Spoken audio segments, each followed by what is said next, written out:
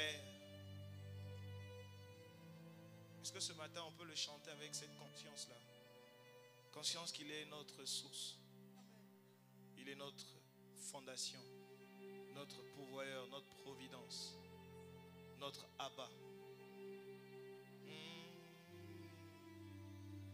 Père,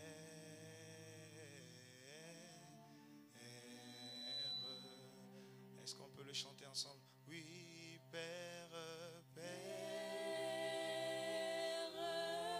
Père, de qui tire sa source toute famille de la terre. Alléluia. Nous t'appelons Père. Père, Père,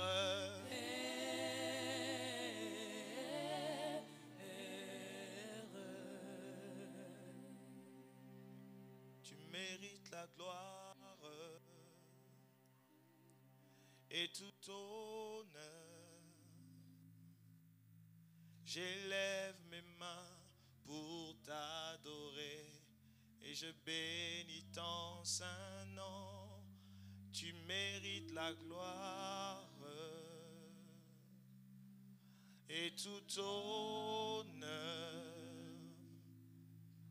J'élève mes mains pour t'adorer et je bénis ton saint nom, car tu es grand, tu fais de si grands miracles. Il n'y a point de Dieu comme toi. Il n'y a point de Dieu comme toi, car tu es grand, tu fais de si grands miracles. Nul n'est comparable à toi. Nul n'est comparable à toi. Tu mérites la gloire et tout honneur. J'élève mes mains pour t'adorer. Et je bénis ton saint. Tu mérites la gloire, tu mérites la gloire. Et tout honneur. J'élève mes mains pour t'adorer. Et je bénis ton, car tu es grand, tu fais de si grands miracles. Il n'y a point de Dieu comme toi. Il n'y a point de Dieu comme toi. Il n'y a point de Dieu comme toi. Car tu es grand, tu fais de si grands miracles. Il n'y a point de Dieu comme toi. Nul n'est comparable, nul n'est comparable à toi. Tu mérites la gloire, on y va ensemble, tu mérites la gloire. Oh yes, c'est tout honneur. J'élève mes mains pour t'adorer. Tu mérites la gloire et tu es digne de tout honneur.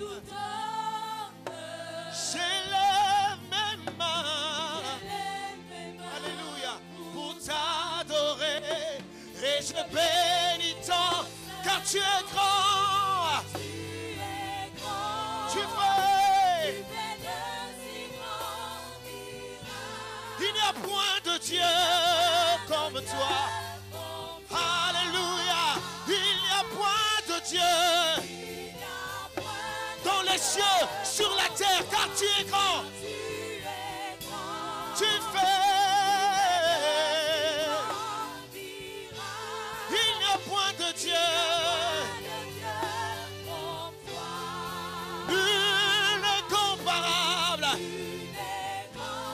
Car tu es grand. Car tu es. Tu fais.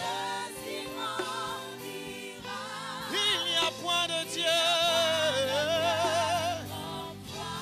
Il n'y a point de Dieu comme toi.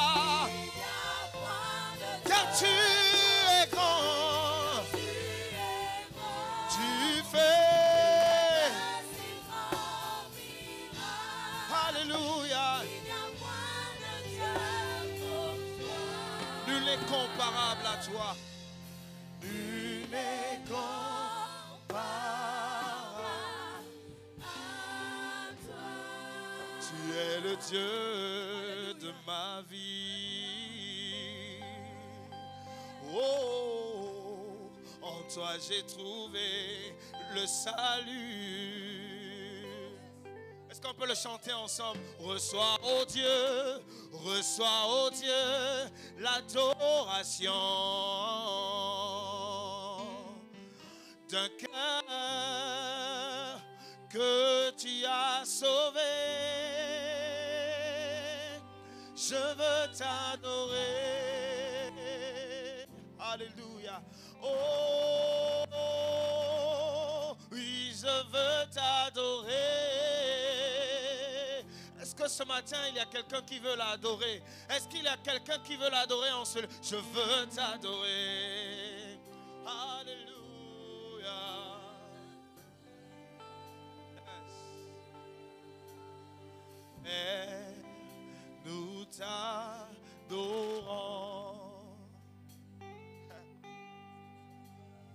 Père, nous t'adorons.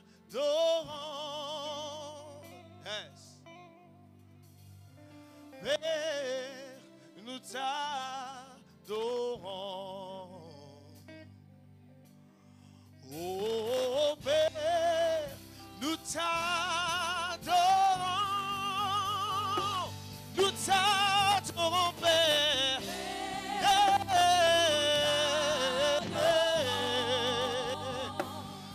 Nous t'adorons, indépendamment des circonstances. Nous t'adorons.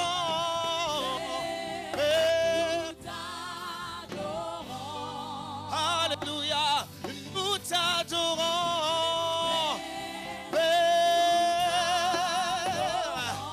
Alléluia. Nous t'adorons.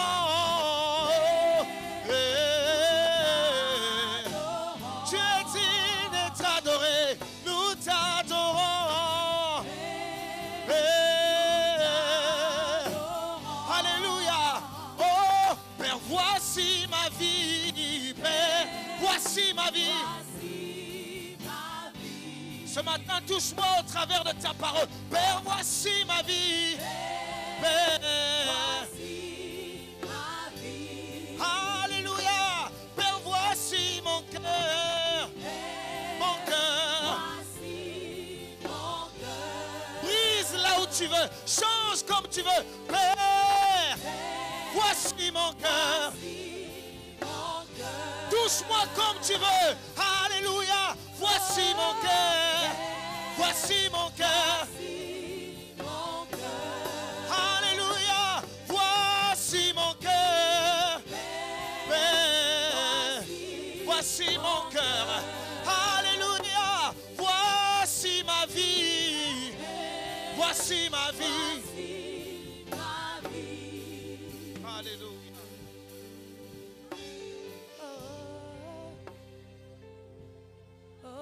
Alléluia.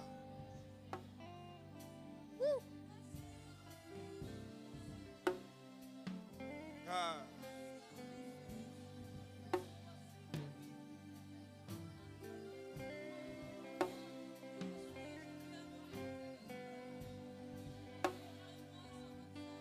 Oh yes.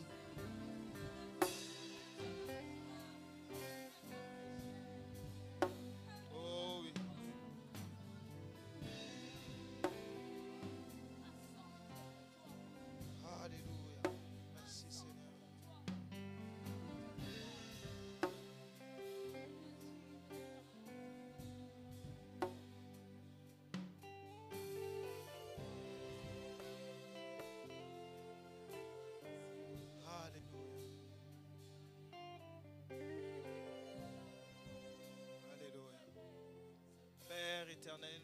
présent, merci.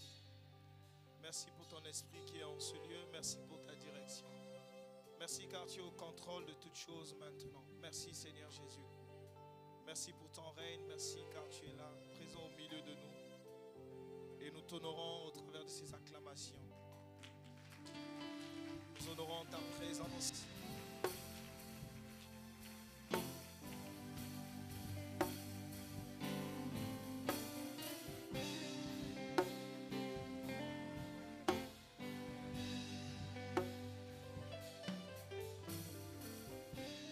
Père, ta parole déclare, l'homme ne se nourrira pas de pain seulement, mais de toute parole qui sort de ta bouche.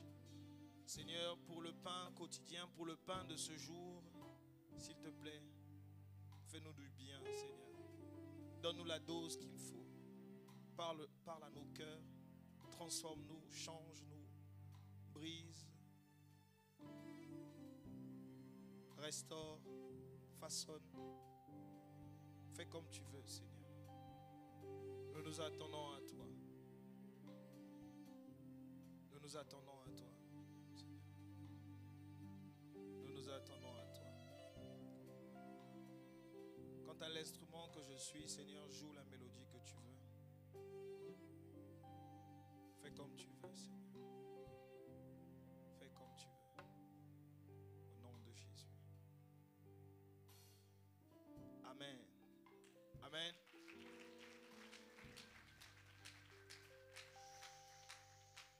Amen. Amen. Bonjour peuple de Dieu. Alors, est-ce que vous pouvez m'aider à saluer 2-3 personnes autour de vous?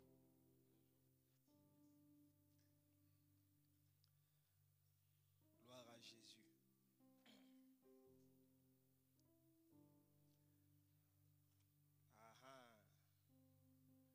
N'oublions pas de demander comment ça va.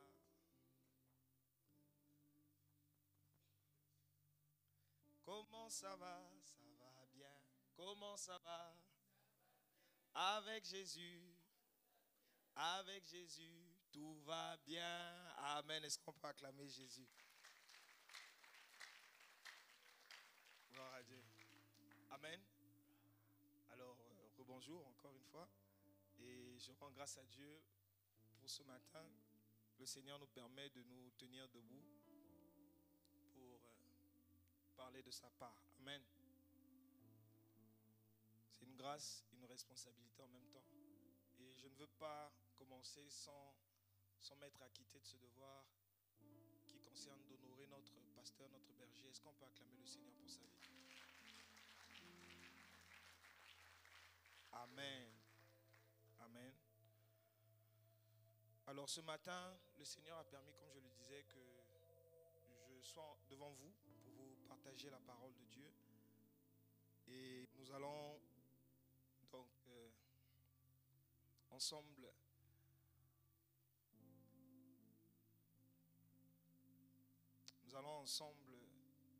comprendre une écriture ce matin. Amen. Alors d'entrée de jeu, j'aimerais nous inviter à lire avec moi Acte 11, le verset 26. Acte 11, le verset 26. Je ne sais pas si l'audiovisuel peut partager l'écran. Sinon, ok, très bien. Pour ceux qui sont en mesure de se tenir debout, merci, que le Seigneur vous bénisse. La Bible déclare dans Acte 11, le verset 26, il le trouve et l'emmène à Antioche de Syrie. Tous les deux passent une année entière dans cette église. Il enseignait beaucoup de monde et c'est à Antioche que, pour la première fois, les disciples sont appelés chrétiens. Amen. Est-ce qu'on peut acclamer le Seigneur pour ce verset? Amen. Nous pouvons nous asseoir. Seigneur, donne-moi de donner ta parole comme tu le veux, Seigneur. Non pas ma pensée, mais ta pensée. C'est vrai ma bouche, mais Seigneur, utilise ma bouche comme un instrument. S'il te plaît, donne mon cœur, donne ma pensée d'être fidèle à ta parole. Non à mon raisonnement, Seigneur, non à ma logique. Je n'ai rien pour moi, tout est à toi, Seigneur. Et bénis ton peuple, bénis-nous, Seigneur. Au nom de Jésus, Amen. Alors, le thème de notre propos de ce jour, c'est être comme Christ, le but ultime. être comme Christ, le but ultime. Amen. Alors, pour commencer, le verset que nous venons de lire nous explique une histoire où on a les disciples de Jésus, quelques apôtres, je crois qu'il s'agit ici de l'apôtre Paul, si je ne me trompe pas, qui se retrouvent donc à Antioche pour enseigner la parole. Et c'est donc à Antioche que certaines personnes qui n'étaient pas des disciples, les gens de la ville d'Antioche qui avaient donc remarqué certaines choses, ils voyaient certains traits de caractère, ils voyaient certaines choses qui ont fait que derrière ils puissent dire que ces personnes-là sont des chrétiens. Amen. Donc c'est pas, chrétien n'est pas un mot qui vient des chrétiens. Désolé de la tautologie. Mais ce n'est pas une expression ou un mot que l'apôtre Pierre ou même Jésus a utilisé. Vous allez vous rendre compte que dans la Bible, le mot chrétien n'est utilisé que 3 fois. C'est bizarre. Que 3 fois dans les Écritures. Je vous donne les versets, vous pourrez les lire. Donc dans Acte 11, le verset 26, comme on l'a lu. Dans Acte 26, le verset 28. Et puis dans 1 Pierre 4, le verset 16. C'est uniquement dans ces 3 versets que le mot chrétien est utilisé dans la Bible. Ça m'a quand même choqué. Alors qu'aujourd'hui, nous les chrétiens d'aujourd'hui, on l'utilise tout le temps. Amen. Ça m'a dérangé. Je me suis posé des questions. Je me suis dit, mais comment le mot qui nous identifie, ou aujourd'hui, tout ce qui donne leur vie à Christ, disent, moi je suis chrétien, je suis chrétien, je suis chrétien. Le mot le plus utilisé dans cette, on va dire, cette religion de guillemets, le mot chrétien, n'est qu'utilisé 3 fois dans les Écritures. C'est bizarre. Amen. Et donc, ça m'a emmené à aller creuser. À savoir, finalement, c'est quoi le mot chrétien, concrètement. C'est vrai qu'on nous l'enseigne, mais je voulais comprendre, en fait, pourquoi c'est utilisé que 3 fois. Pourquoi il n'y en a pas beaucoup de fois dans la Bible. Même Jésus n'a jamais utilisé le mot chrétien. C'est bizarre, hein? Il n'a jamais utilisé le mot chrétien. Amen. Et la deuxième chose qui m'étonnait, c'est que les premières personnes à utiliser le mot chrétien ne sont pas les chrétiens, mais les païens. Alléluia. C'est des personnes qui ont fait un constat. Et ils ont affecté ce mot chrétien à ce constat qu'ils étaient en train de faire. Allez, je vais prendre un exemple. Je ne sais pas qu'est-ce qui me vient à l'esprit. Mais aujourd'hui, quand vous allez dans un courant de pensée donné, on dit que on vous appelle du nom de la personne, de l'auteur de cette pensée-là. Amen. Par exemple, je vais dire quoi? Un exemple peut venir de la salle. Hein. Les exemples m'échappent. Voilà. Emmanuel Macron, le macronisme ou encore les macronistes. Donc, les gens qui font comme Emmanuel Macron, qui suivent le courant de pensée de Emmanuel Macron. Amen. Est-ce qu'on comprend ça? Et vous allez retrouver ça chez les philosophes surtout. Parce que eux, généralement, à cette époque-là, surtout en Grèce, on a des gens qui donnaient des pensées, des courants philosophiques. Et les personnes qui suivaient ces personnes-là, ces philosophes-là, on leur attribuait le nom. Par exemple, si c'est aujourd'hui David, on va dire Davidisme. Amen. Amen. Est-ce qu'on peut acclamer le Seigneur? Donc, les païens constataient une chose. Les païens de la ville d'Antioche, ils constataient qu'il y avait un type de personne. Dites avec moi, un type de personne. Ce type de personne-là était comme Christ. Alléluia. Et tout de suite, ils ont dit chrétien. C'est pourquoi le mot chrétien veut dire christianos en grec. Donc, quand vous mettez Christiano et puis vous ajoutez S, ça donne Christianos.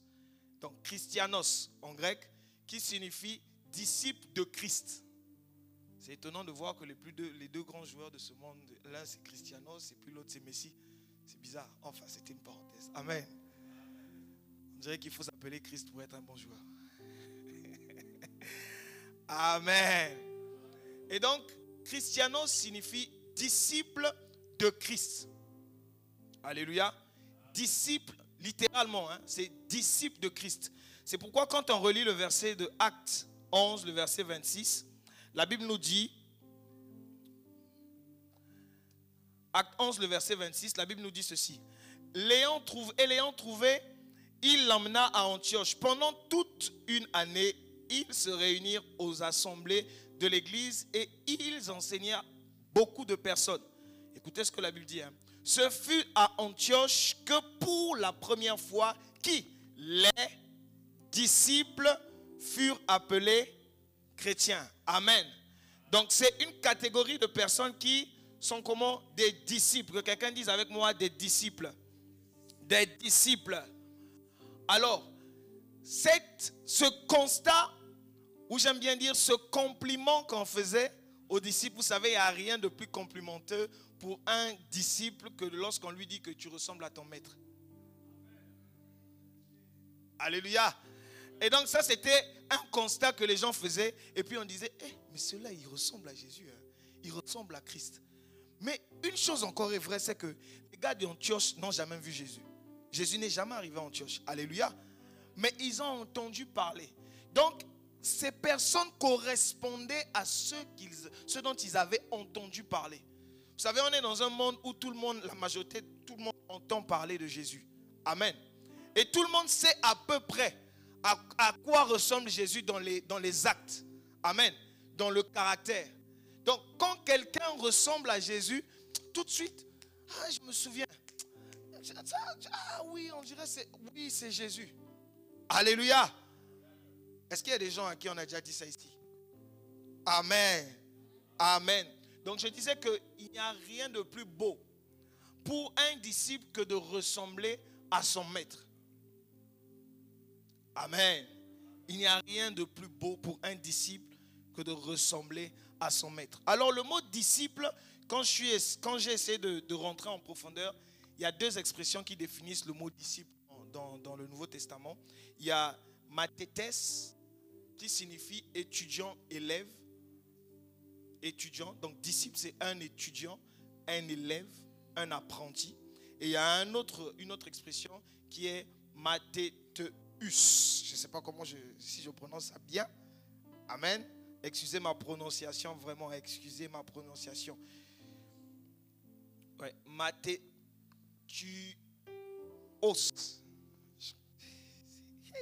Je vous épargne du reste là et tout.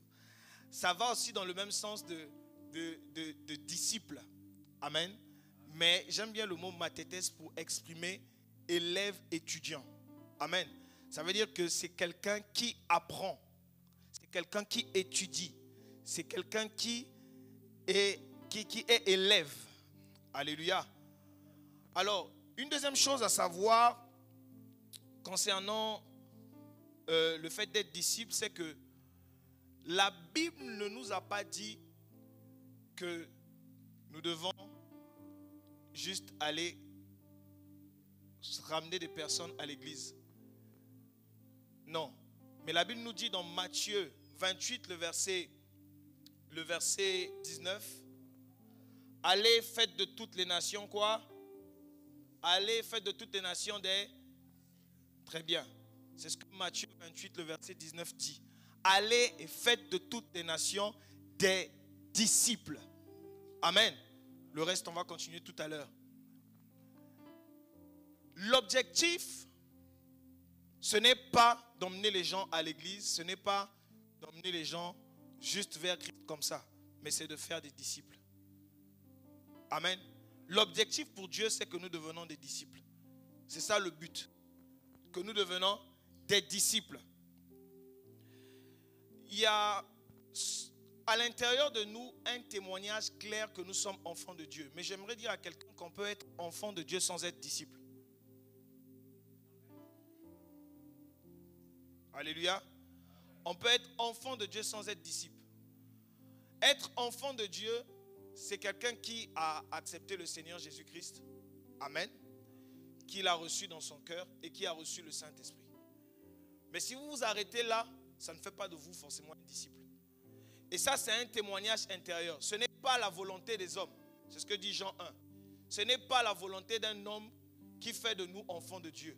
Mais c'est Dieu qui fait de nous enfants de Dieu. Alléluia. On n'est pas né, la Bible dit, ni de la chair, ni du sang, mais de la volonté de Dieu. Être enfant de Dieu, c'est de la volonté de Dieu pour nous. Amen. Et à l'intérieur de nous, son esprit rend témoignage que nous sommes enfants de Dieu. Est-ce qu'on peut lire Romains 8, le verset 16? Alors, je crois que je vais aller. L'audiovisuel n'est pas prêt. Romains 8, le verset.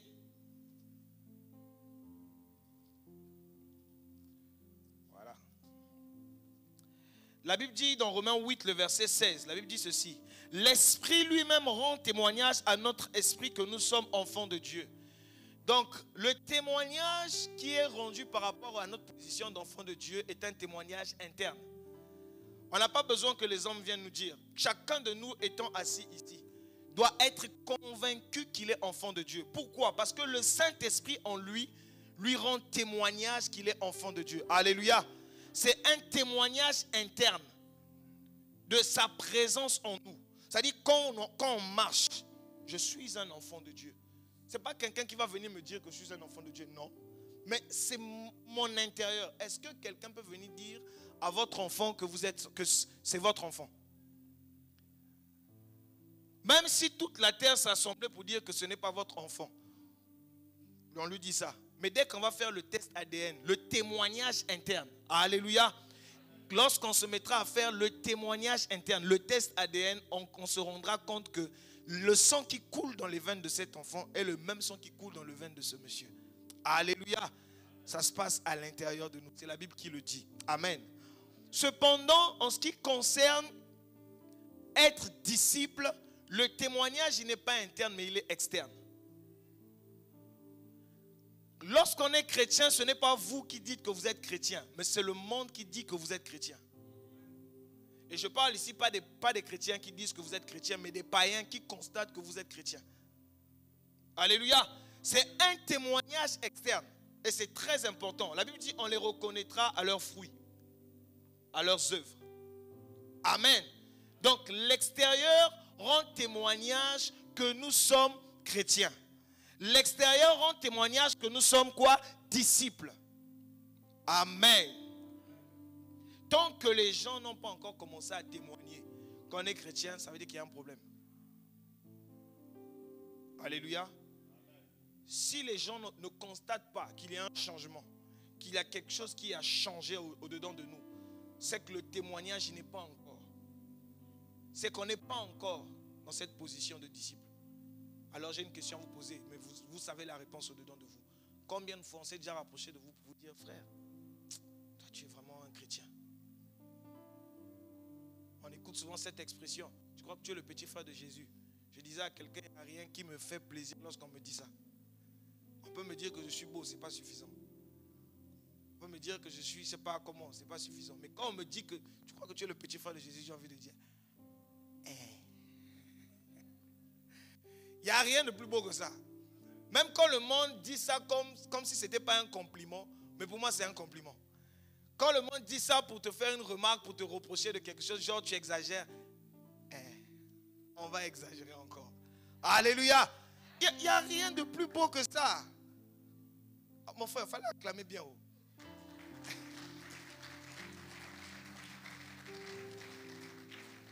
Amen. Il est important que le monde témoigne de votre position en Christ. Il est très important. C'est très important. Comment vous vivez une vie chrétienne, on ne vous a jamais dit que vous êtes chrétien. C'est toujours vous qui allez dire partout, je suis chrétien, je suis chrétien. Ça veut dire que si tu ne dis pas que tu es chrétien, on ne saura pas que tu es chrétien. Alléluia. Vous connaissez ce genre de personnes? C'est-à-dire, si tu n'as pas dit, au fait, n'oubliez pas, je suis chrétien. Les gens ne sauront jamais que tu es chrétien. Et ça, c'est dangereux. Alors que ça devrait être un témoignage des gens, des personnes qui constatent. On constate que son comportement, son attitude, ça nous rappelle les gens qui sont dans la Bible, les chrétiens. Alléluia. Ça nous rappelle les gens. Ah, ça c'est les gens qui suivent Jésus, ça. Il n'y a pas chrétien en fait. Il n'insulte pas. Regarde, on lui a fait du mal, il ne répond pas. Ah, vraiment les chrétiens là. Vous comprenez ça? Est-ce que quelqu'un comprend de quoi il s'agit? Le chrétien, on doit le voir. Oh non, Dieu connaît. Non. Dieu veut que les gens attestent que tu es chrétien. Parce que des fois, on se cache, on dit non, moi-même, Dieu connaît mon cœur.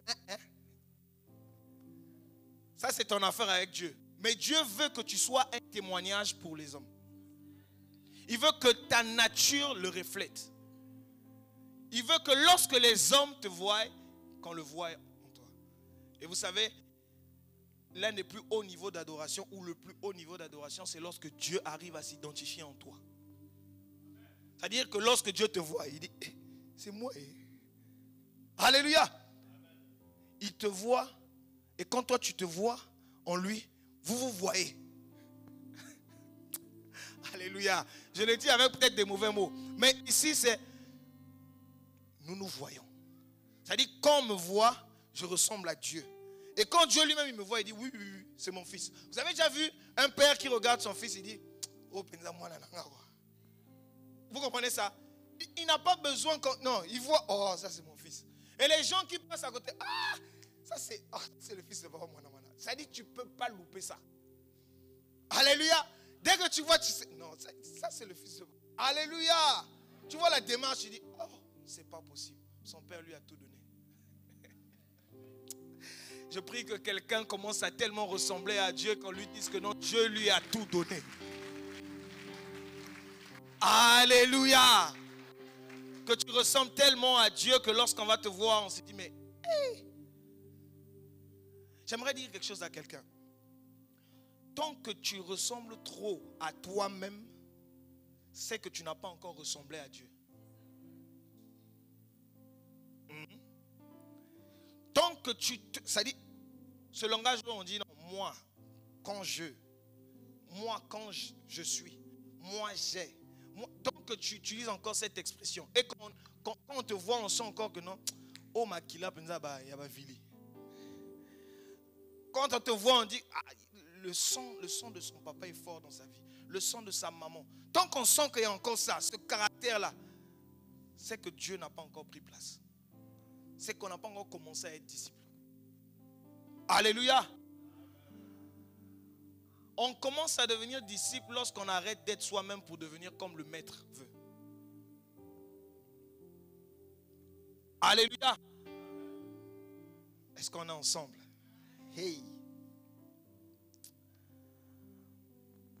Donc le mot chrétien n'est pas le mot que les chrétiens primitifs, permettez-moi la tautologie, utilisaient pour se définir. Pour eux, ils étaient des disciples de Christ. C'est-à-dire quand Pierre marchait, si on lui posait la question, qui es-tu? Il ne disait pas je suis chrétien, je suis un disciple. Amen. C'est comme ça qu'il se définissait. Et c'est le monde derrière qui a constaté et a affecté donc cette appellation, qui veut simplement dire disciple de Christ. Est-ce qu'on peut acclamer le Seigneur?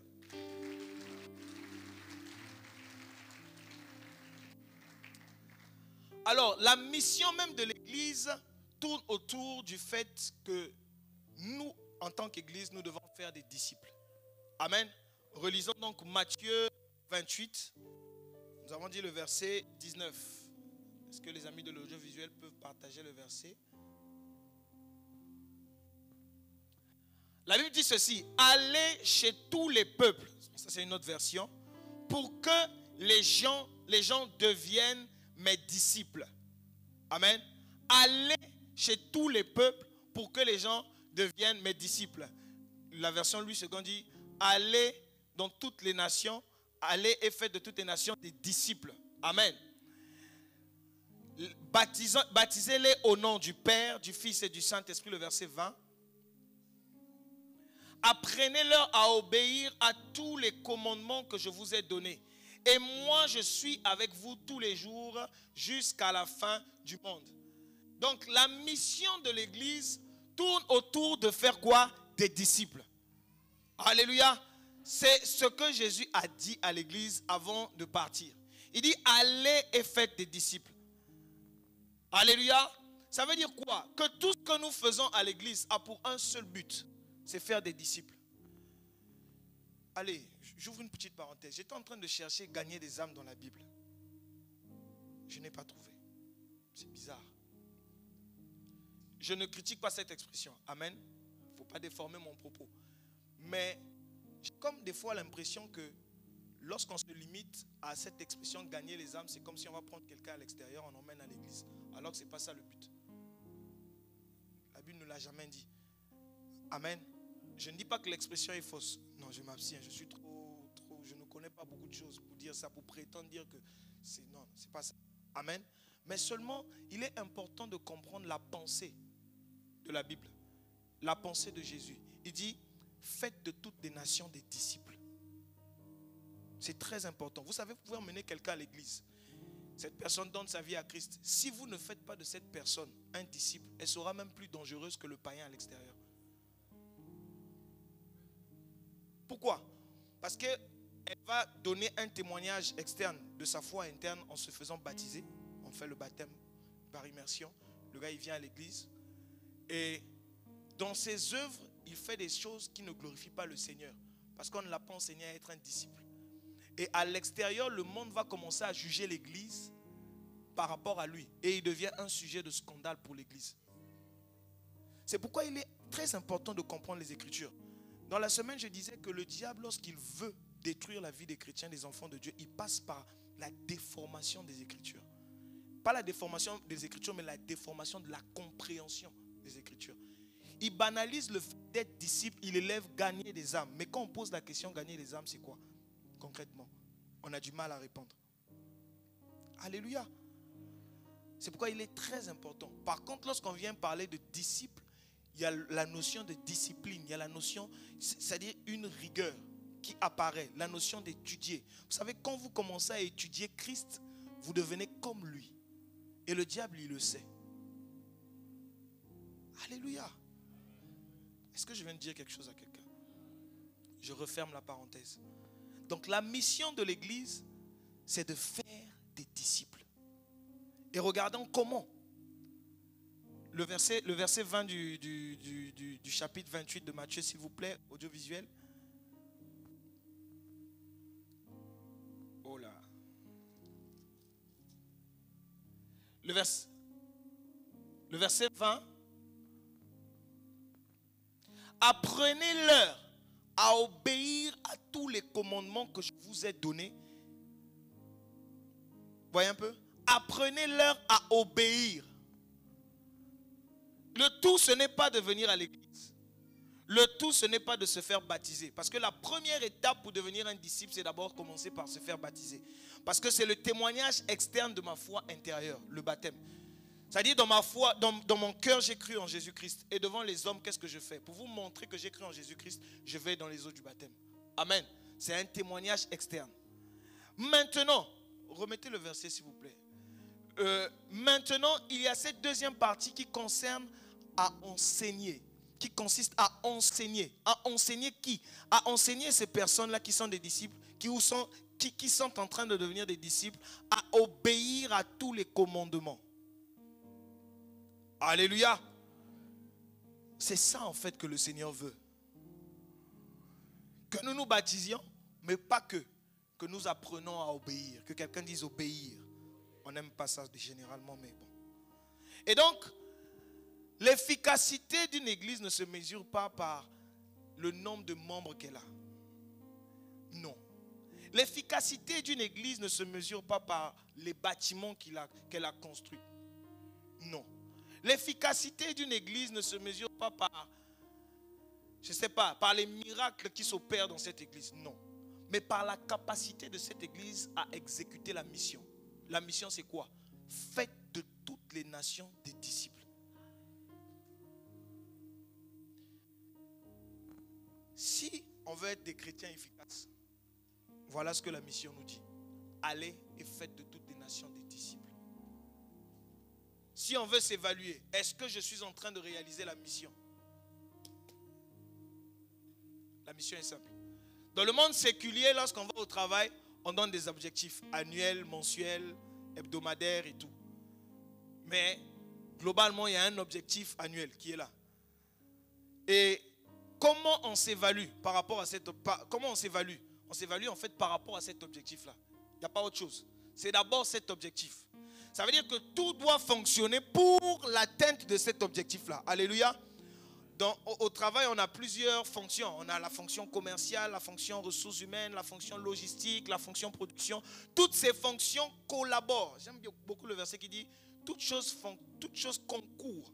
C'est le mot là en fait.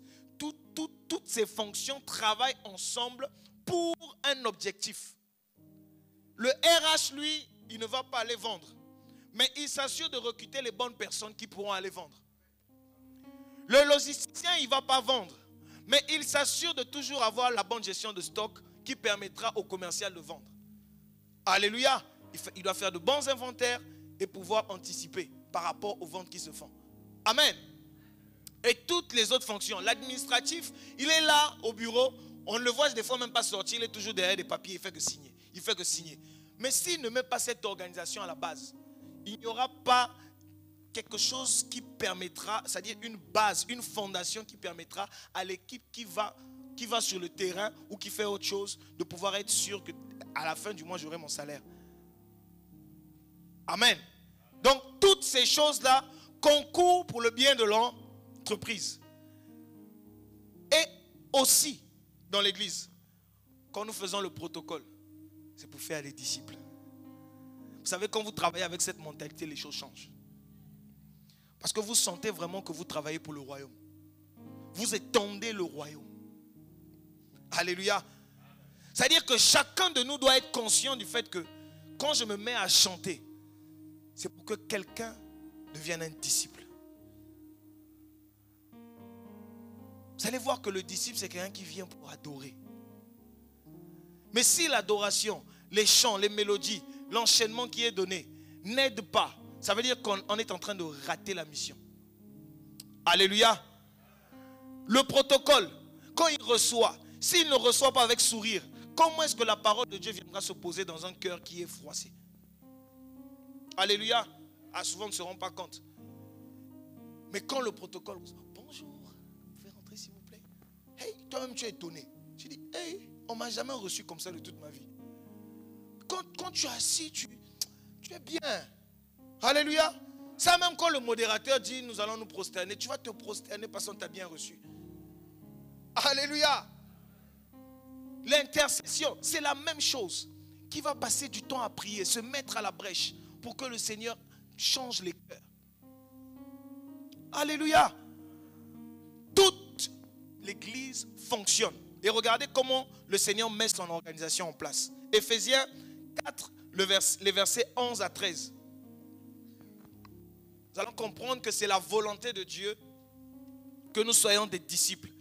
Et il a mis des choses en place pour faire que nous soyons des disciples. Éphésiens 4, le verset 11 à 13. Alors je vais le lire. Ok, c'est affiché. Voici les dons que le Christ a fait. Les uns ont reçu le don d'être apôtres, ou bien d'être prophètes, ou bien d'annoncer la bonne nouvelle. Je pense que je vais lire dans la version Louis II. C'est beaucoup plus intéressant. Je sais pas pourquoi. Amen. Est-ce qu'on peut acclamer le Seigneur?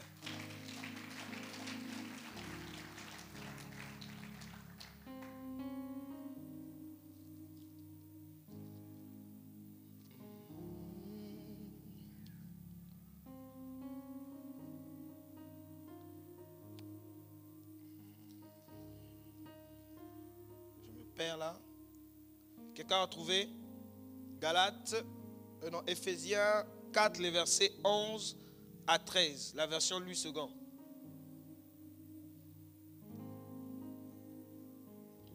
Pourtant j'ai mis... Oh là là.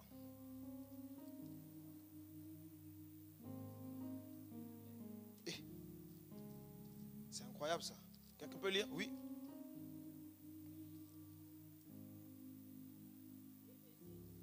Éphésiens, pardon. Éphésiens 4, le verset 11 à 13.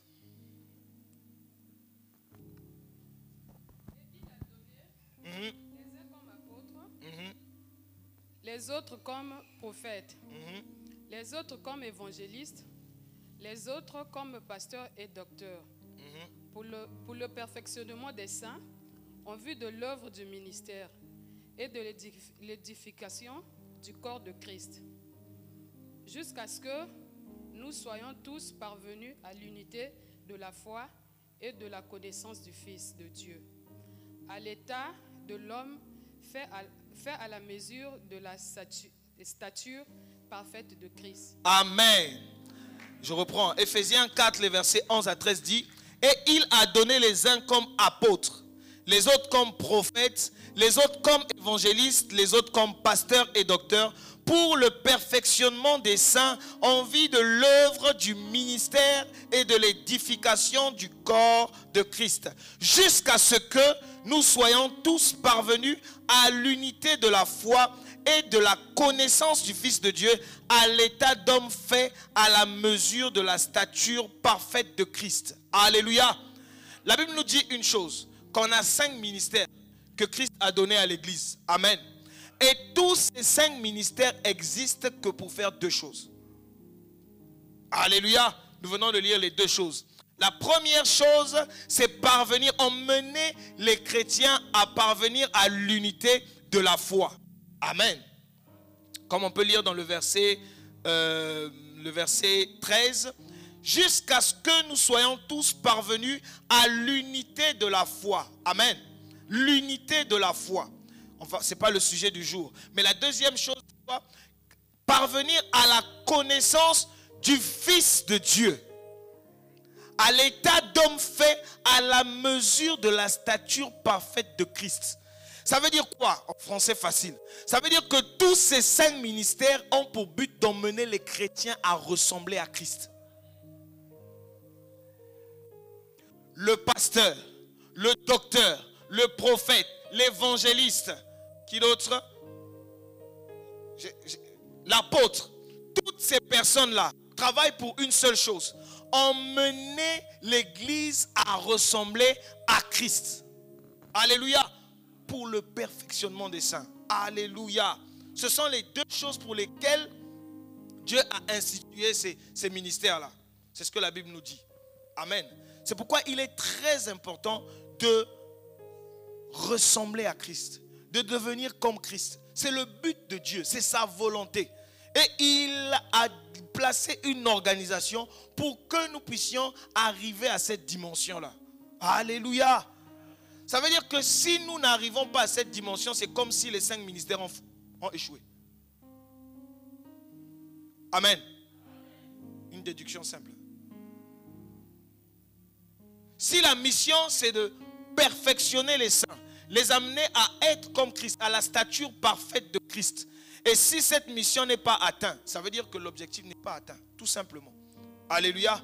C'est pourquoi il faut, en tant que serviteur surtout, de fonctionner avec cette pensée-là. Cette réalité telle que tout ce que je fais, est-ce que ça peut faire des disciples? Est-ce que dans ma façon d'être, est-ce que je peux emmener des personnes à être des disciples? Et aussi, l'information, c'est qu'on ne peut pas faire des disciples si on n'est pas soi-même un disciple. Pourquoi on a du mal aujourd'hui à faire des disciples? C'est parce qu'on n'est soi-même pas disciple. Paul dit quoi? Soyez mes imitateurs comme je le suis de Christ. Ça veut dire que le jour où Paul arrête imitateur de Christ, moi aussi j'arrête de le suivre. Alléluia. Écoutez, on ne voit pas Jésus, mais on voit Jésus au travers des hommes. Et si cet homme arrête de refléter Jésus, on arrête de le suivre.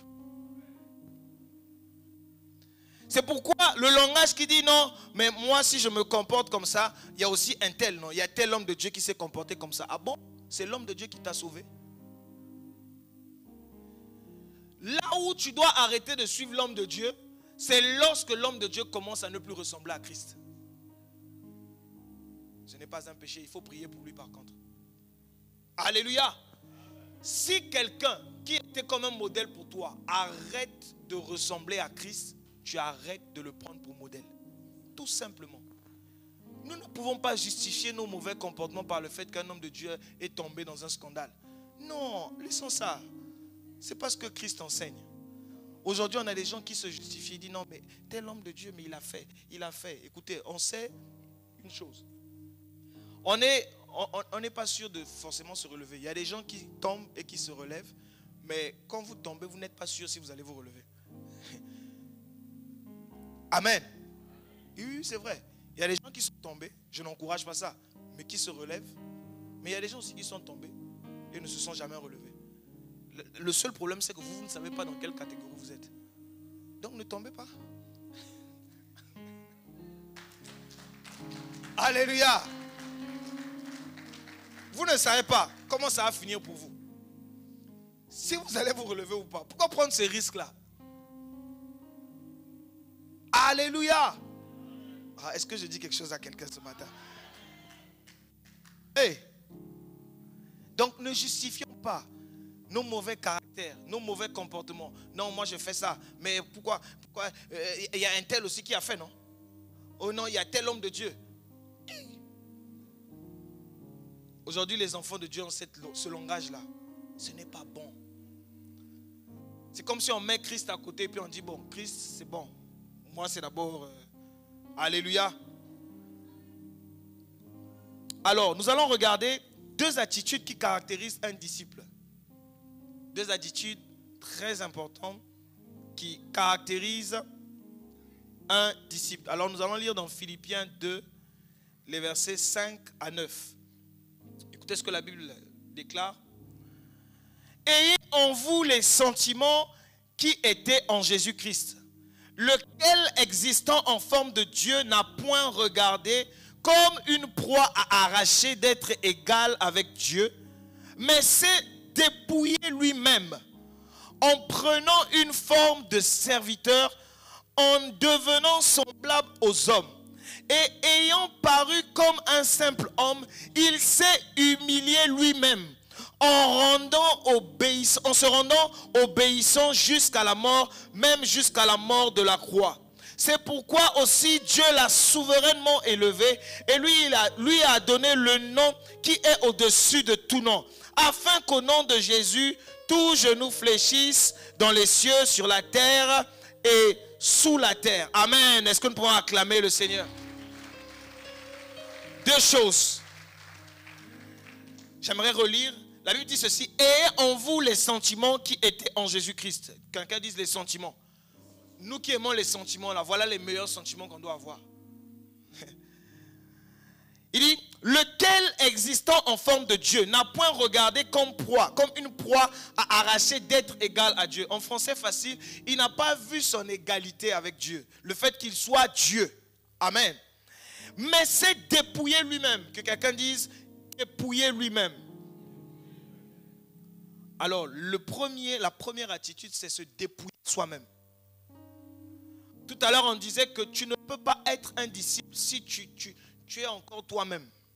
Il faut que tu apprennes à te dépouiller. Apprends-moi qui tu es. Apprendre ta personnalité. Mettre de côté. Pour que Dieu te donne sa personnalité. Alléluia. Apprendre, je suis. Pour dire, c'est Christ qui vit en moi. Paul pouvait dire, si je vis, ce n'est plus moi qui vis, mais c'est Christ qui vit en moi. C'est ça la vie chrétienne. Alléluia. Ce n'est plus moi qui vis, mais la vie que j'ai aujourd'hui, c'est la vie de Christ. C'est Christ qui vit en moi. Amen.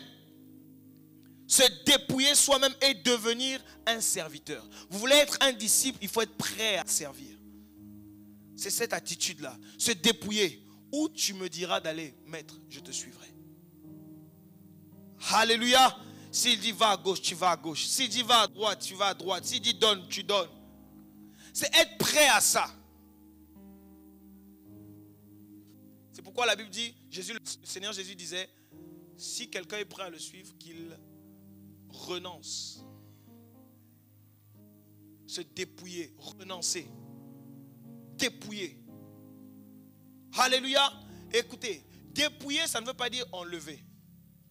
Mais ça veut dire, c'est comme si tu as arraché. Vous voyez l'attitude avec laquelle tu te dépouilles? Je le dépouille. Ça veut dire que je suis en train de l'arracher des choses. Donc le Seigneur dit que toi-même, tu dois te dépouiller. C'est-à-dire aller dans la présence de Dieu, dire, je dis oui, je me soumets, je dis oui, oui dis à Jésus, ma vie n'est plus à moi, elle t'appartient, Seigneur. Père, je me livre totalement. Alléluia. C'est ça, se dépouiller. Vous savez, généralement, quand vous lisez les Écritures, vous voyez que les chants prennent une autre dimension. C'est-à-dire, quand vous chantez ça, vous avez l'impression que les versets reviennent dans la tête et ça vous met dans une profonde adoration. C'est pourquoi tout le monde ne peut pas comprendre quand les gens se prosternent. Ah, vous ne savez pas ce qui se passe dans la tête des fois quand c'est comme ça.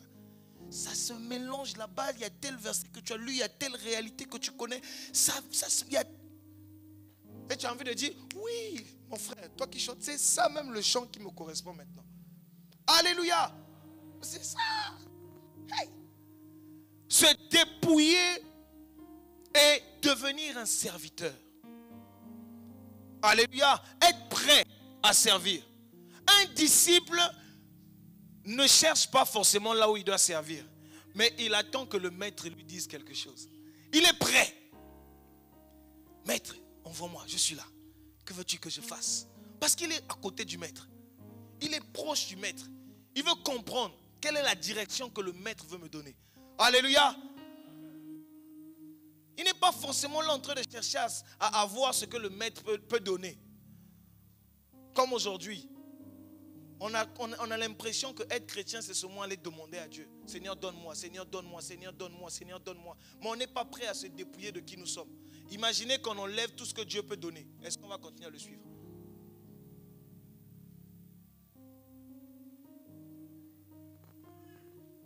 Un disciple ne regarde pas la main du maître, mais il regarde son visage. Il veut savoir comment est-ce que le maître se sent aujourd'hui. Il veut savoir qu'est-ce que le maître veut.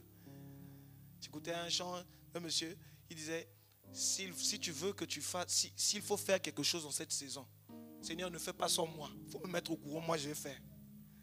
Alléluia. Est-ce qu'il y a des gens qui peuvent chercher quelle est la volonté de Dieu pour cette saison? Pas ma volonté, mais ta volonté. Regardez ce que la Bible dit. Il dit, dans le verset 7, mais s'est dépouillé lui-même en prenant une forme de serviteur, en devenant semblable aux hommes, et ayant paru comme un simple homme. C'est-à-dire, Christ, il a laissé toute sa royauté, toute sa gloire, il a mis de côté. S'il vous plaît, c'est le moment où on doit mettre qui nous sommes de côté, ce que nous avons de côté. Quand on parle d'adorer le Seigneur, Obo Sanignon Soyayo, tu oublies tout. Il n'y a que lui qui compte. Vous savez, souvent, quand on dit que David est l'homme selon le cœur de Dieu, vous savez qu'il n'a pas dit ça à la fin de sa royauté, à la fin de sa vie. Il a dit le premier jour qu'il a envoyé son serviteur aller chercher un roi. Le jour où Samuel rencontre David, c'est le jour où Dieu dit à Samuel que vous les hommes, vous voyez ce qui frappe à l'œil, mais moi je vois le cœur. Dieu connaissait le cœur de David, il connaissait toute la vie de David, il connaissait tout le désordre qu'il allait faire. Mais David avait un cœur repentant, il avait un cœur humble devant le Seigneur. Il avait un cœur de serviteur. Ça veut dire que c'est quelqu'un, quand Dieu disait fais I, il fait I. Quand Dieu disait va à gauche, il va à gauche. Quand Dieu disait va... Vous comprenez? Alléluia. Et c'est une attitude que le Seigneur aime. Abraham n'a pas été justifié par ses œuvres, c'est ce que la Bible dit, mais par sa foi. Parce que Dieu un matin lui a dit, quitte la maison de tes parents et va là où je t'en conduirai. Sans donner une destination précise. Le fait de se lever, d'exécuter, Dieu aime. Dieu se plaît à ça. Alléluia. Se dépouiller soi-même. La deuxième chose, la deuxième attitude, c'est s'humilier soi-même en devenant obéissant. L'humilité. Généralement, on pense que l'humilité, c'est venir. Hey, mon frère.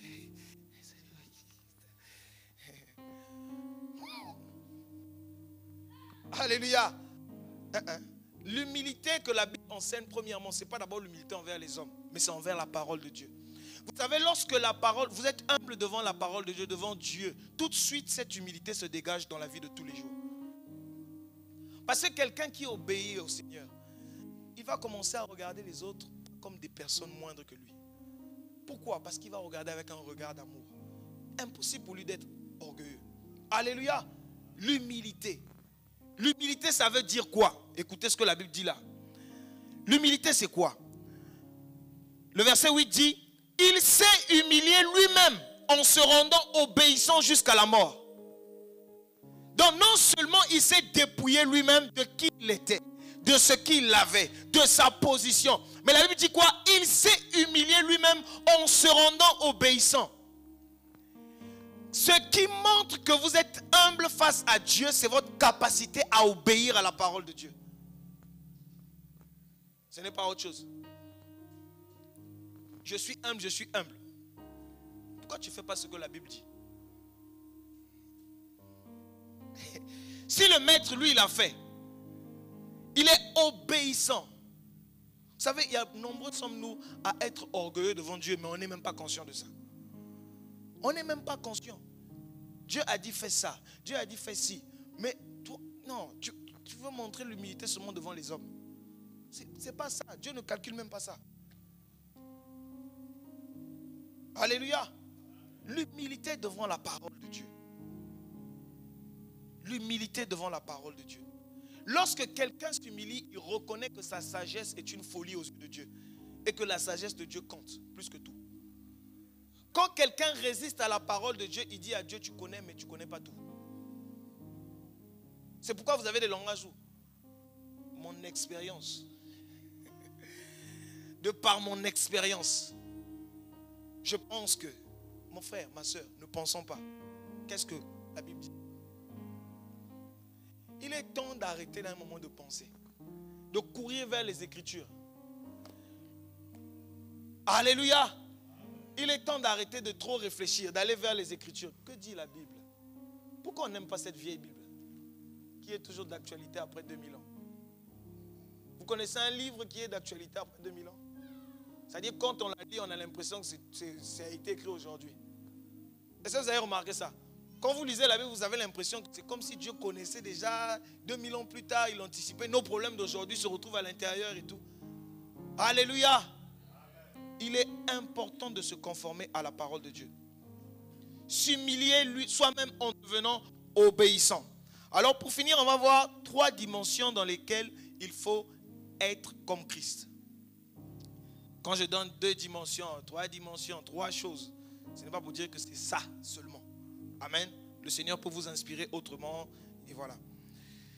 Être comme Christ dans 3 dimensions. La première dimension, c'est dans les actes. Que quelqu'un dise avec moi les actes. Jean 10, le verset 25. Je vais lire Jean 10, le verset 25. La Bible dit ceci. Jésus leur répondit, je vous l'ai dit, et vous ne me croyez pas. Les œuvres que je fais au nom du Père rendent témoignage de moi. Nos œuvres, nos actes, nos actions, ce que nous posons, rendent témoignage de vous. Même quand vous n'avez pas parlé, quand les gens vous voient, on sait dire si vous êtes réellement chrétien ou pas. On ne peut pas cacher le fait qu'on soit chrétien. Oh non, je cache mon identité. Tu ne peux pas cacher ton identité. Alléluia. C'est qui tu es. On ne peut pas, je fais semblant. De notre côté aussi, on ne peut pas faire semblant d'être chrétien. Soit on l'est, soit on ne l'est pas. Si vous faites semblant que vous êtes chrétien, c'est comme une femme à l'époque. Il y a un frère de l'église qui est venu rendre visite et elle était en train de prendre sa primus. Et elle vendait les beignets. Elle prenait la primus à côté. Quand le frère de l'église est arrivé, elle a vu le feu, elle a mis derrière. Le frère de l'église aussi, il parle beaucoup comme le frère David. Ils ont commencé à parler. Parler, il faisait chaud. Parler. À un moment donné, la chaleur est tellement montée. Ça a dépassé, elle avait oublié qu'il y avait la primus. Elle avait oublié que c'était la primus, mais elle voulait se rafraîchir.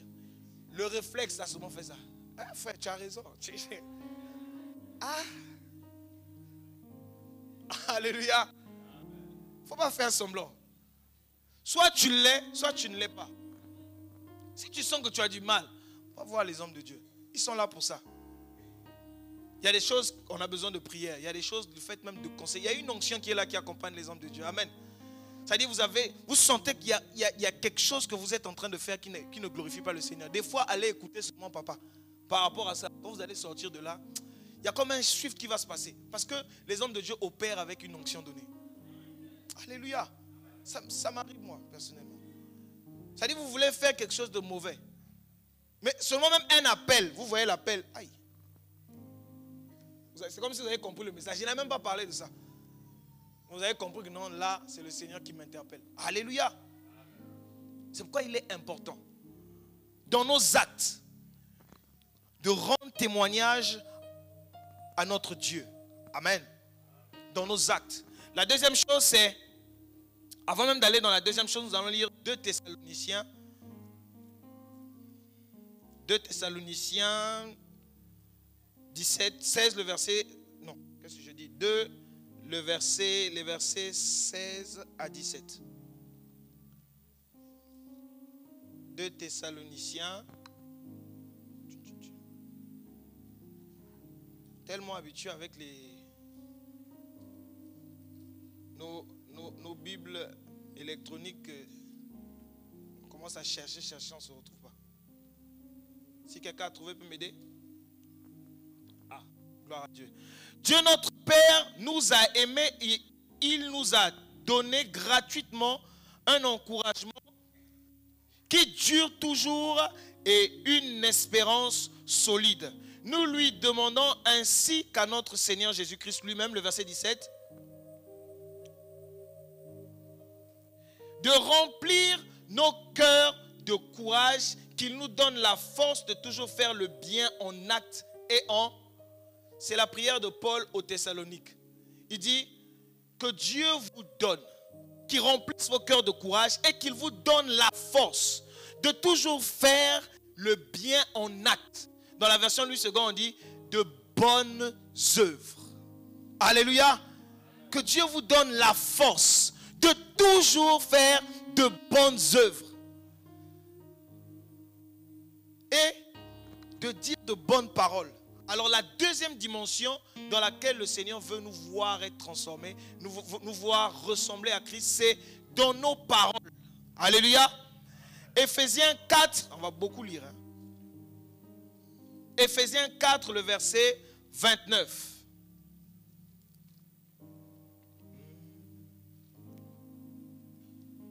Éphésiens 4, le verset 29 dit ceci. Qu'il ne sorte de votre bouche aucune parole mauvaise, mais s'il y a lieu quelques bonnes paroles qui servent à l'édification et communiquent une grâce à ceux qui l'entendent. Alors là, mettons-nous un peu en face de nos paroles. Est-ce que nos paroles, de nos bouches sortent toujours des bonnes paroles? La Bible dit ici, qu'il ne sorte de votre bouche aucune parole mauvaise. Ce n'est pas moi qui le dis. Mais s'il y a lieu, quelques bonnes paroles, ça veut dire que si tu ne peux pas parler, tais-toi. Mais si tu peux parler, amen, que ce soit pour dire quelques bonnes paroles. Alléluia. Des bonnes paroles qui servent à l'édification. Un. Et deuxièmement, qui communiquent une grâce à ceux qui l'entendent. Le chrétien doit être celui-là qui, lorsqu'il arrive à un endroit, quand il ouvre la bouche pour parler, les gens sont même pressés de l'écouter. Pourquoi? Parce qu'il apaise les cœurs. Parce que quand il parle, c'est comme si on dit, ah, il fallait seulement qu'il parle. Alléluia. On avait besoin de ça. Vous comprenez ça? Le chrétien, c'est quand il ouvre sa bouche pour parler, c'est pour bénir. Quand il ouvre sa bouche pour parler, la personne qui reçoit la parole est touchée, est transformée dans son intérieur. Vous savez, toute fois que Christ parlait, il y avait soit une personne qui se convertissait, il y avait soit une personne qui était dans une situation difficile qui changeait. Il y avait toujours des cas où il emmenait les gens à être transformés. Alléluia. Est-ce qu'on peut acclamer le Seigneur? Communiquez la grâce que vous avez reçue. Communiquez la grâce. Pourquoi ça devient aussi difficile aujourd'hui d'avoir de bonnes paroles? Vous savez, on est très prompt à critiquer. On est très prompt, rapide avoir les mauvaises choses, les détails qui blessent, les détails en tout cas les mauvais détails. Mais on est lent à dire de bonnes choses. Si vous mettez une tenue qui est mauvaise, vous allez voir le nombre de personnes qui va vous dire que c'est une mauvaise tenue. Mais le jour où vous allez bien vous habiller aussi, le nombre de personnes va diminuer.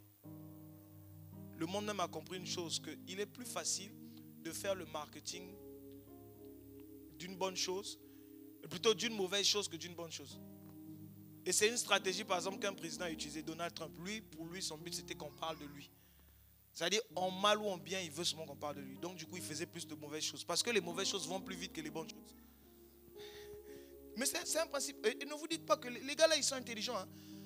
Quand vous faites une bonne chose, regardez au journal. La plupart du temps, au journal, c'est les mauvaises choses qu'on présente. Donc, dans ce monde-là, il n'y a que des mauvaises choses. Elles sont ensemble. Il n'y a pas un lieu plus déprimant que le journal. Si vous voulez être déprimé, allumez la télé le matin et suivez le journal. Oh non, il y a eu 700 morts là-bas. Il y a eu 10 000. Je ne dis pas que le journal est mauvais. Mais quand vous voulez suivre le journal, rassurez-vous que vous êtes bien déjà rempli de la présence de Dieu. Parce que quand ça va arriver, vous allez passer la journée. Ah, oh nano. Ah, oh nano. Alléluia. C'est vrai que c'est dur. Mais c'est une réalité. Le journal est rempli de mauvaises choses. Rempli. Que des mauvaises nouvelles. On connaît toutes les mauvaises nouvelles du monde. Mais les bonnes nouvelles, on n'en a pas. Tous les jours, on est bourré. Il y a la guerre là-bas. Il y a la guerre ici. Il y a la guerre. Quel jour on va dire il y a la paix là-bas? Il n'y a pas des endroits où il y a la paix au monde. Il y en a. Mais les mauvaises nouvelles attirent plus que les bonnes nouvelles. Et ça, le diable, notre ennemi, il le sait bien. Et c'est ce qu'il utilise aujourd'hui. S'il vous plaît, la main sur le cœur. Soyez promptes à dire de bonnes choses. Vous n'imaginez pas combien une bonne chose peut bénir quelqu'un. Il y a des gens qui recherchent des bonnes paroles. Il y a des gens qui les recherchent. Il y a des gens qui recherchent, mon frère, ça va aller. Dieu est avec toi. Il y a des gens qui ont besoin de ça. J'écoutais un homme de Dieu qui disait, aujourd'hui l'église tue les frères chrétiens blessés. Le monde va les blesser. Mais l'église va dire non, ce n'est pas suffisant. Nous, on va l'achever. C'est-à-dire, on le tue. Et si on sent que même pour l'enterrement, c'est compliqué, on brûle même le cadavre. Aujourd'hui, l'église est beaucoup plus violente même que le monde. Pressée à exposer. Mais ne sait pas couvrir. Ne sait pas protéger. Avez-vous déjà vu un père ou, je ne sais pas, une mère qui est pressé à exposer ses enfants? Même quand l'enfant a tort, devant les gens, il va faire quoi? Il va d'abord protéger. Premier réflexe. Deuxième réflexe, en catimini, il va dire petit. S'il faut le taper, on va le taper, mais personne ne sera. Amen. Ça dit devant les gens, non, c'est mon fils, non, c'est bon, voilà. Mais quand on va rentrer à la maison, le petit lui-même dans sa tête, il sait que je vais le masser. Alléluia. C'est ça en fait. Jésus pouvait dire à Pierre à côté, arrière de moi Satan. Et quand il est devant les gens, il dit, oh Pierre, cette révélation que tu as reçue, ça vient du ciel. Alléluia. Vous pouvez dire, Pierre, le diable t'a réclamé, mais j'ai prié pour toi. Est-ce qu'on peut être ces personnes-là qui prient pour les autres? Tu vois un frère en difficulté, avant même d'aller critiquer d'abord, avant de parler seulement pour parler, est-ce que tu peux d'abord prendre le temps de prier? Je ne sais pas, quand on lit la Bible, on lit quoi? Non, je ne parle pas de la logique humaine, je parle de la Bible. Je parle de notre Seigneur Jésus-Christ, le modèle que nous avons eu.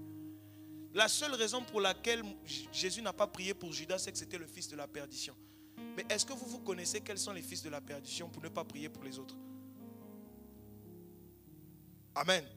On a deux cas, Judas et Pierre. Les deux ont renié Jésus à leur manière. Amen. Mais à l'un, Jésus dit, j'ai prié pour toi.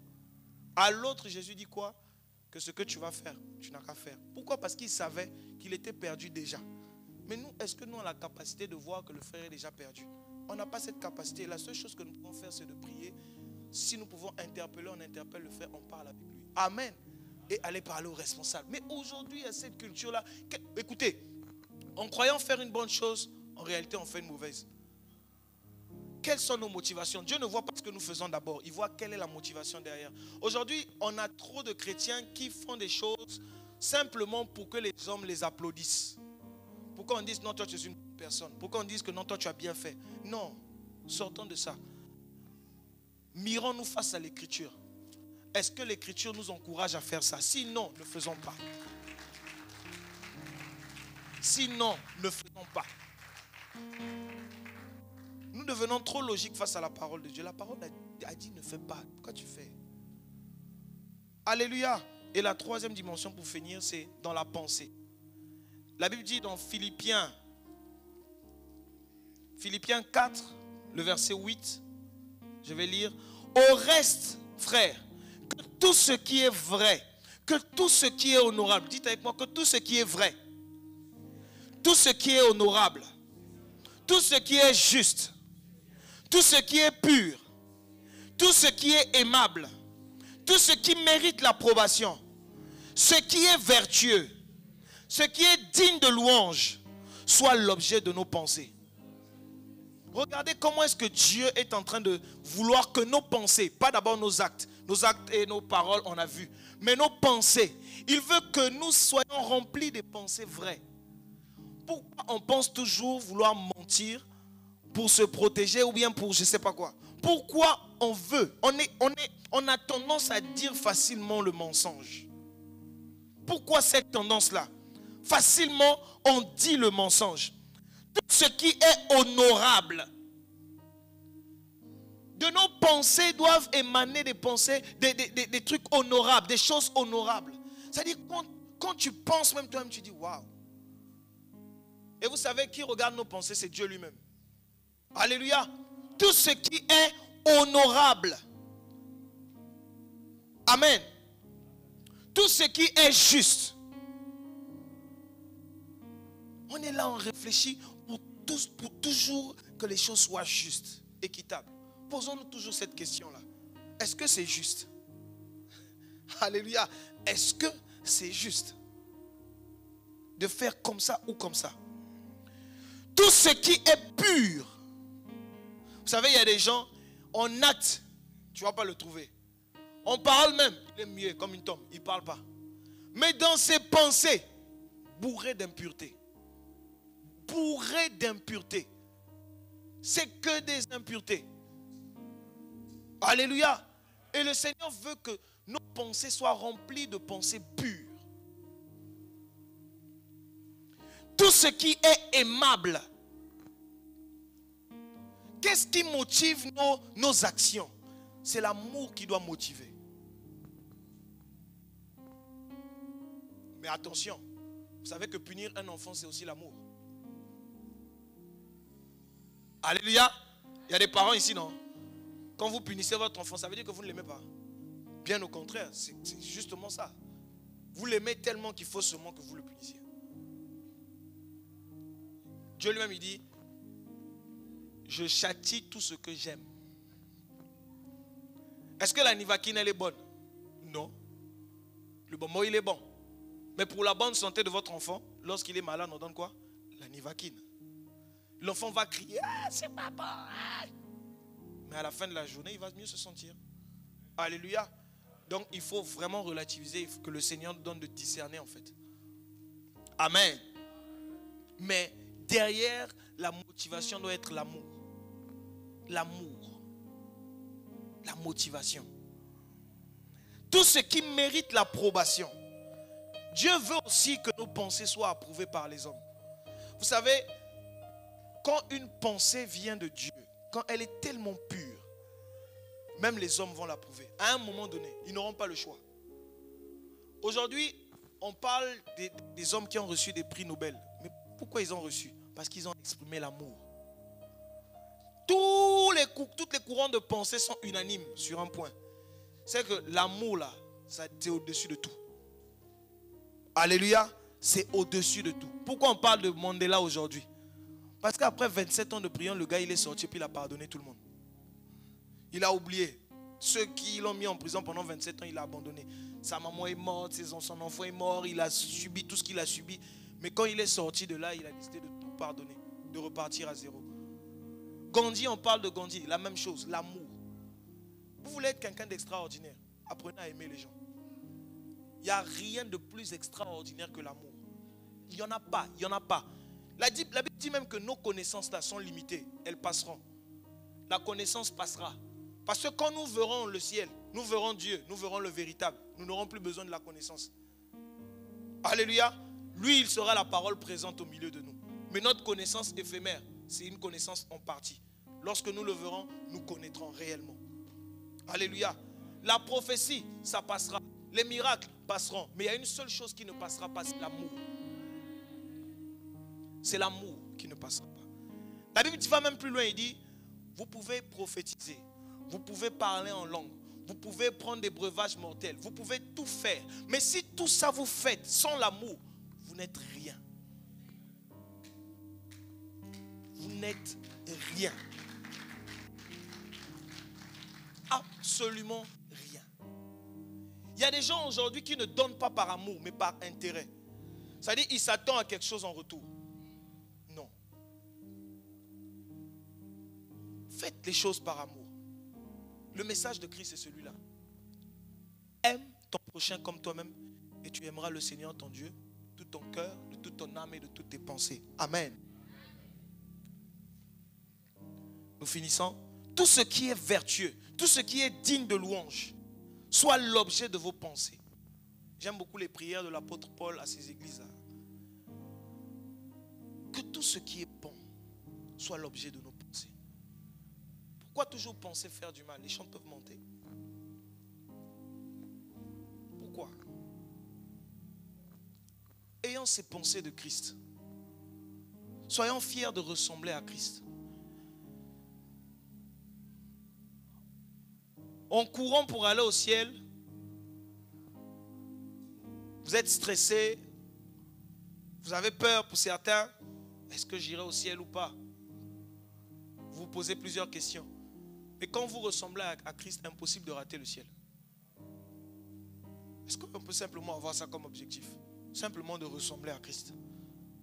Moi, je ne veux pas me ressembler à moi. Je veux simplement qu'il me brise et que je sois comme lui. Vous savez pourquoi Dieu a souverainement élevé Christ? Parce qu'il s'est humilié. Dieu n'élève pas quelqu'un qui ne sait pas humilier lui-même. Soit c'est vous-même qui vous humiliez, ou soit c'est lui qui vous brise. Alléluia. Le Seigneur nous invite à la voir, à le ressembler, à être comme lui, à avoir cette pensée-là comme un objectif. Je veux juste être comme Jésus. Je ne veux pas ressembler à quelqu'un d'autre. D'abord Jésus. Et si cette personne à qui je veux ressembler ressemble à Jésus, c'est bon. Alléluia. Je veux ressembler à Jésus. Est-ce qu'on peut prier?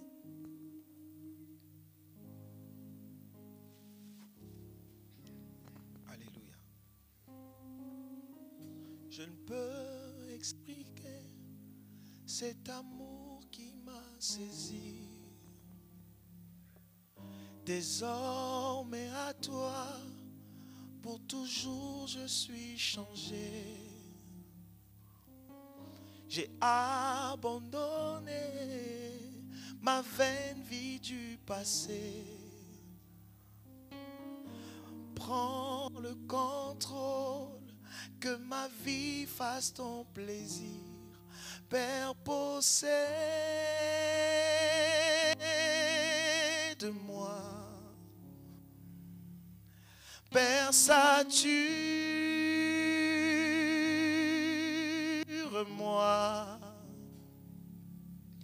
Père, gouverne-moi.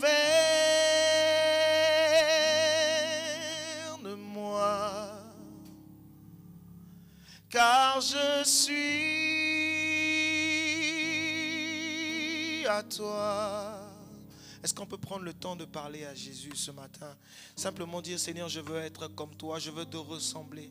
À tes pieds, je viens m'abandonner. À tes pieds, je viens, Seigneur.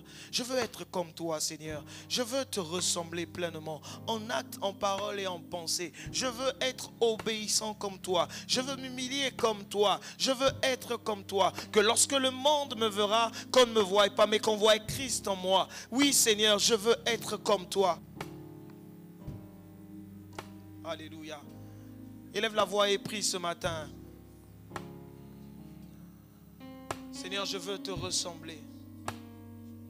Je veux te ressembler, simplement te ressembler, être comme toi. Je veux te ressembler, Seigneur. C'est le but, l'objectif ultime de ma vie. C'est te ressembler, simplement te ressembler. Je veux penser comme toi, je veux agir comme toi, je veux parler comme toi. Je veux être à ton image, je veux être selon ta ressemblance. Je veux te ressembler trait pour trait, comportement pour comportement, attitude pour attitude. Je veux être comme Jésus. Seigneur, je prends qui je suis, ce que j'ai, je mets de côté. Je veux juste être comme toi. C'est mon objectif. Je veux juste te ressembler. Être comme toi, Seigneur. Alléluia.